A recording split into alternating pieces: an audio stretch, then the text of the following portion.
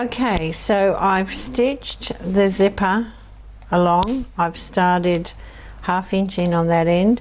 When I got to my mark on this end, I've flipped that zipper to the raw edge and I've just stitched over the teeth and locked it off. So when we come to turn it through to the right way, you can see now how that zipper's just going to end nicely there, and it will be the same on this side. Okay, so now what we can do is do the same thing on the other side, and then we're going to sew the lining to both sections. So I'll get the other zipper in, then I'll come back and do the lining. Okay, back with you again. Now you can see here I've turned down that end. Don't turn down this end. You only want to do this one at the start of the zipper. I did flip that one, but that's wrong, so don't do that. So now you've got something that looks like this. So what we're going to do now is take our lining pieces and lay them over the top. So right side up, I'm going to place the lining piece on the side of the zipper that we've already stitched. I'm going to pin those down and stitch again. Now I'm going to stitch from this side because I can see where I need to stop when I get to the end. Okay, I'm going to pin it and then sew from this side so I can see the stitch line and stop where I need to stop at the end here. So I'll do that and I'll be back with you. Okay, so I've stitched the lining. Now I've come back and clipped little V's in the seam there, and that's going to help when we turn it. Now I stitched from the absolute end to the end, so you're going to have to fight a little bit with the zipper pull. So depending on how long your zipper is, longer is usually better because it means you've got a bit more room. Now when you stitch on the other side, you can see where the first row of stitching was. If you stitch one stitch closer to the teeth, it means when you turn, you're never going to see that first row of stitching. So we just turn this out. Now I'm going to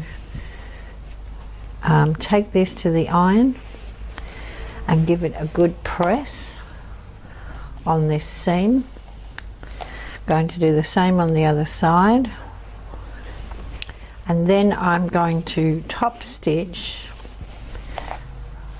along this line here, but I am absolutely only going to stitch from that 1/2 inch in mark to the 1/2 inch mark. We're not going to stitch right to the end. Then we're going to join the lining and the fronts together and sew up the side seams. So I'll go and give this a good press and come back and top stitch along there. Okay, now I've stitched from that 1/2 inch in point, top stitched and stopped at that 1/2 inch mark on the other end. So now if you don't zip it all the way up, I'm going to take the two outside pieces with the interfacing and line these up. Oh, that pin's a bit horrible. And we just need to leave an opening in the lining part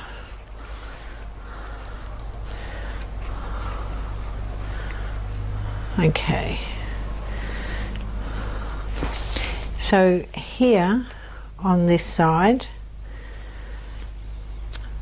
I've got the zipper tape folded in half with the teeth part pointing into the lining.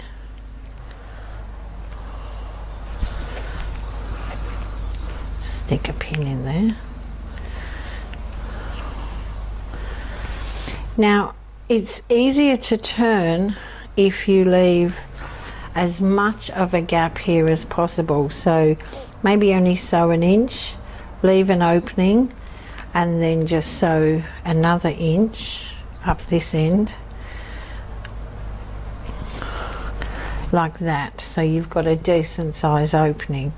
So you're going to sew from the red pen here all the way down, get off, start again over here and come all the way down the other side.